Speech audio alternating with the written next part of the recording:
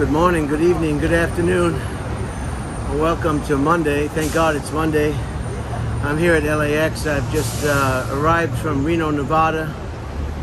The announcement on the airplane was 390 miles would be the amount of miles that would be contributed to somebody who had a contributable account for miles. Some of the interesting things that happened today in history, the 28th of June. I'll go through them a little bit fast today because I don't want to make this presentation as long as some of the previous presentations. In 1894, the U.S. Congress signed a bill that recognized the first Monday in September as Labor Day. 1894, the first Monday in September was officially designated as Labor Day, a day of rest for the workers of the United States of America. In 1914, Archduke Franz Ferdinand, heir to the Hungarian throne, and his corset Sophia were assassinated. And these two murders is what contributed to the start of World War I. That's right, because these two people were assassinated. That's what started World War I. You can look for yourself at this horrendous outcome. Two people were assassinated, and I don't know how many hundreds of thousands of people were killed. Back then, they were all a head of countries, and they were all cousins or relatives, and it's quite a big quagmire. You must research this one, and you'll be amazed at what happened. That the reason that World War II started in 1894, just about 5 years later, there was a treaty in Paris. In 1919, just about 5 years later, they signed the peace treaty in Paris, France, that ended World War I. So for 5 years, there was a lot of death and destruction because of families and people in that family. So the hits just keep coming. It's amazing. That was 1919. In 1997, Mike Tyson bit the ears of Holyfield in a boxing match. That's right, you heard it right. He bit the ears of boxer Holyfield twice. This was not during the Roman Empire. This was 1997, and he was immediately disqualified and lost his boxing privileges in all 50 states for quite some time, and ended the fight prematurely. I remember when I was watching that fight, I don't know how we were so disappointed. Everybody was gearing up for a great fight, and it was ended quite quickly after that biting incident. In 2007, the bald eagle was removed from the U.S. list of endangered and threatened species. So good news for the bald eagle. In 2007, the bald eagle was removed from the U.S. list of endangered and threatened species. And happy birthday to Elon Musk. Elon Musk, born in 1971. He is 50 years old today. This is the gentleman that every time he opens his mouth, Bitcoin or Tesla stock or what have you goes up and down. Every time this gentleman opens his mouth, perhaps we should put a shock collar like on a dog around his neck, so every time he speaks, he gets a shock and doesn't speak. And happy birthday to my sister Terry. My sister Terry, or Teresa.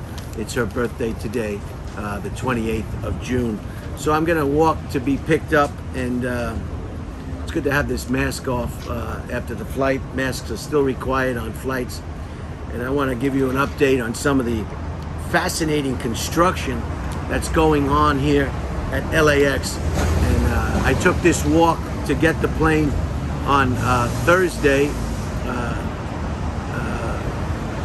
and I'm going to take the same walk back, and I'll give you a bird's eye view of some of the fascinating construction.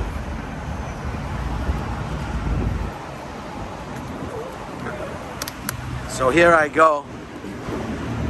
LAX is probably the most challenging airport that anyone in their right mind can arrive or depart from. It's non-stop construction. The airport was designed back with propeller aircraft. That's right. The airport is designed for propeller type aircraft. It is severely outdated. They're trying to put the lipstick on the pig, and you'll see some of that lipstick on the pig as I take you on the little walk. It's so bad that I'm being picked up on Sepulveda Boulevard because I don't want to inconvenience people coming in here on this lipstick on a pig airport. Just fascinating. To my left is the famous iconic building that was built in '60s too, in the '61. That houses the USO. Used to be a restaurant up top. It was the greatest thing in the world. You could go in there. You didn't even have to be leaving, and you could eat up there and watch both sides of the airfield, 2-4 right and 2-4 left, and that's the iconic theme. Looks like a spaceship. It reminds me of the TWA terminal in JFK back in New York. Same type architecture. It's like they're like Beatles songs. They're just as relevant today and easy to listen to today than when they were first produced. Just iconic buildings. So we're gonna move along. This is the construction. What they're doing here is they're putting a tram from. They want to get. They want to get. I got to go this way. Sorry about that, sir.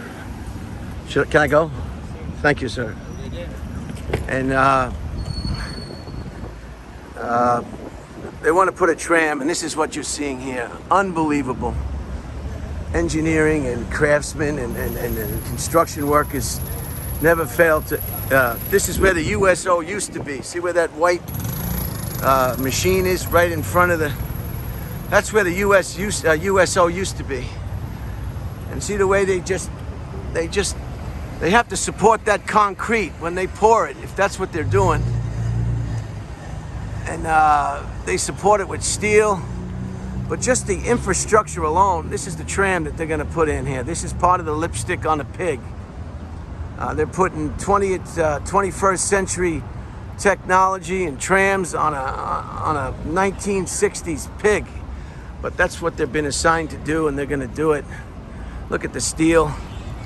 Just amazing. Just amazing. Look at this. Look at the infrastructure that has to be built just to make. Look at the size of the wood, and it has to be just right, because or else while they're building it, it's going to collapse. Unbelievable. Look at this. Look at the pieces of wood. Everything has to be leveled, and the cables, and just look at this. It's just amazing to me. These are construction workers, steel workers, workers that aren't afraid of heights, aren't afraid of smashing their thumb with the hammer. Look at the steel. Look at these, it's all got to be level. Look at the wood. Then the steel underneath the wood.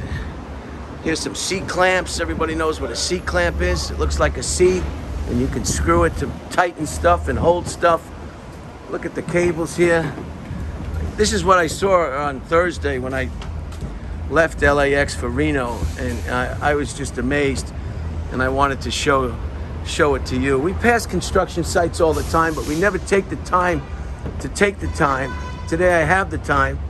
I'm making the time to just look at this. Look at these big pieces of double railroad tie type Look at the concrete thing over here. This is, look at the concrete over there.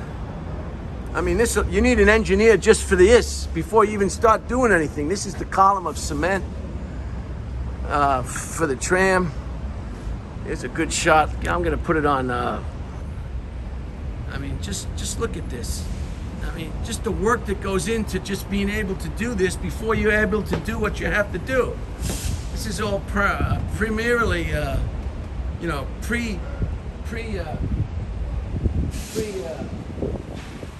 I hope I don't get molested just by filming the construction. You're on an airport, so everybody's nervous about terrorism. But I'm not a terrorist. I'm simply somebody who's really appreciative of modern, there's your outhouses. Let me get this thing back on the wide lens. And there it is. See all the supports? Just fascinating. Look at that. Put it, where is it now? Yeah, I guess you get a closer look. We drive by so fast a lot of times on construction sites and you never get a chance to. These are the frames, see? These are the frames that they use to make the columns. And they bolt them together somehow. Look at the wood stock that they need here. But it all has to be measured just right. There's some more 2x4s over there. And these are what makes your concrete columns.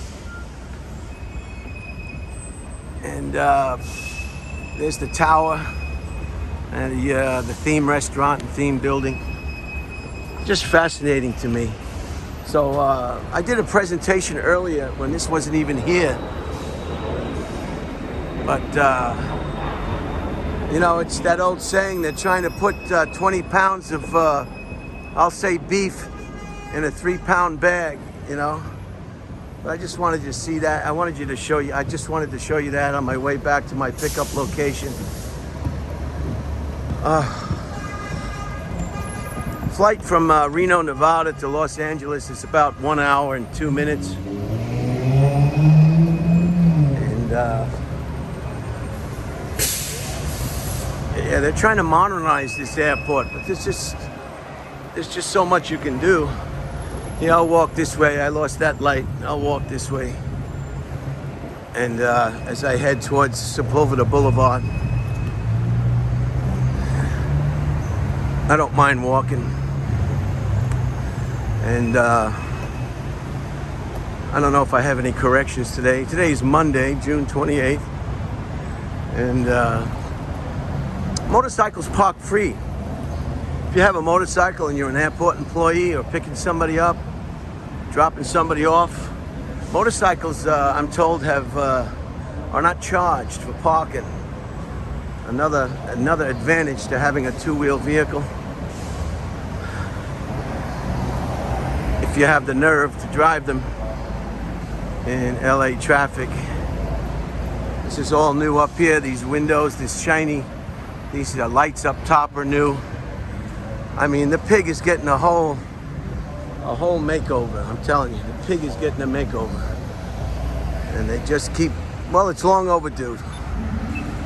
And they can't really move anywhere. They got El Segundo to the south. They got Playa del Rey and Westchester to the east. El Segundo to the south.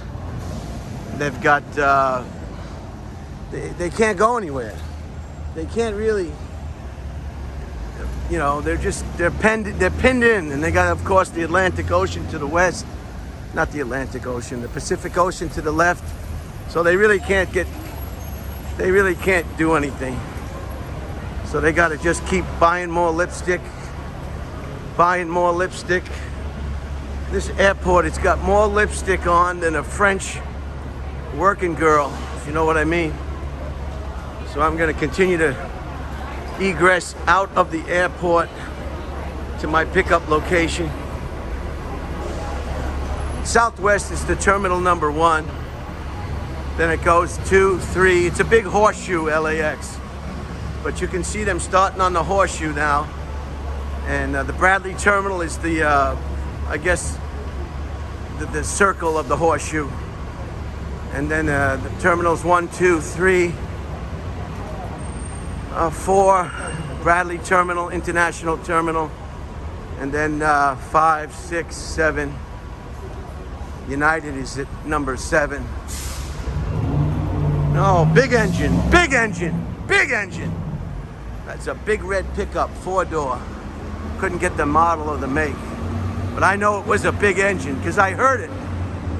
You know, there's a lot of big engines today. Anyway, some more construction to the right. There you can see some more construction of the rail. Maybe when I get across, I can put this on a tighter lens. Oh, I got 6 seconds to get across this one. 3, 2, 0. I'm run over. And then there's some more construction over there. Let me zoom in on that if I can for you. Just trying to give you the best vantage point. I had a fun time in Reno. It was a successful trip. And I'd do it again.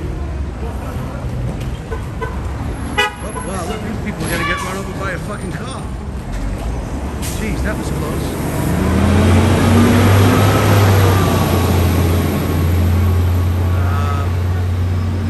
You gotta watch it. Yeah, I got the man now. I can go.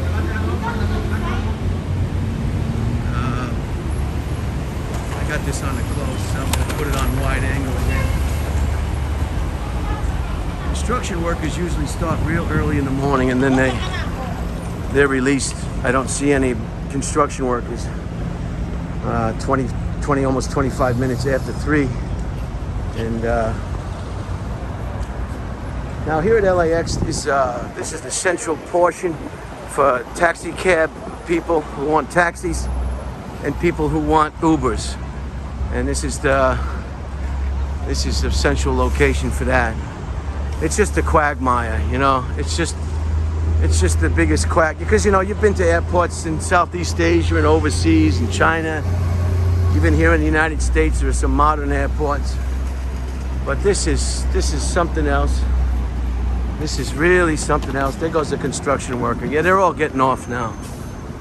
Their shift is over. They start very early and get off relatively early, which makes sense. Why would you want to get off at 5 p.m. with all the other office workers? So here's all these people here are going to go flag down taxi cabs or wait for their Uber. And this is what LAX has come to now. And you know, it is, I hate to say it, but it is what it is. You know, yeah, the construction workers are going home now. So I guess it's a good opportunity to recap the items of interest on this day, the 28th of June. It's about 72 degrees and 1898 or something. Where is this? 1894, the U.S. Congress signs a bill and authorizes the first Monday in September to be Labor Day. Can you believe that? 1894. It's too bad Congress can't even agree on what time it is today, but they agreed that the first Monday in September would be designated a day off or a holiday, a national holiday for the workers of the United States of America. And it is still in effect today. Although nobody seems to want to go back to work, maybe they should cancel Labor Day this year. And but I don't think that's going to happen. In 1914, the Archduke Franz Ferdinand, he was heir to the Hungarian throne, and his corset is a fancy word for, I think, mistress, or somebody that you like hanging out with a lot more than your wife or your girlfriend, probably. And his corset, Sophia, were assassinated in Bosnia, someplace. All this stuff can be easily recognized and brought up, and you can see it for yourself. This bizarre, 2 people get assassinated, and And they're all relatives running countries in Europe. And before you know it, you got World War I. And I failed to look up how many people lost their lives in World War I, but I know it was just a bloodbath. Total bloodbath. I couldn't believe that World War I was started because of these two assassinations. I mean, it just shows you what a crazy, crazy planet Earth is. It's unbelievable. You know, you can't make this stuff up. And then about 5 years later, they signed a peace treaty. 5 years it took them to figure out that world war was not a good idea, because all the countries were taking sides. So once one took a side, then the other one had to take a side, then one had to go with somebody who could protect them. And before you know it, you've got World War I. It ended in 1894. No, it didn't. I'm sorry. It ended in 1919. And there was a peace treaty signed in France. This is the bus stop right over here where I'm going to finish up this presentation. And this is Sepulveda Boulevard in front of me. I hope I don't get hit by a car. Here comes one. Okay, he's going to let me go. And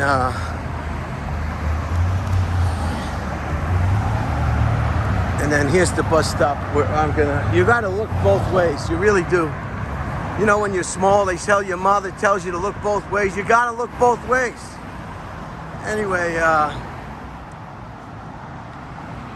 where was I? Yeah, the peace treaty, 5 years later, 1919, World War I was ended. This is where I'm gonna sit and finish this video. Oh, geez. And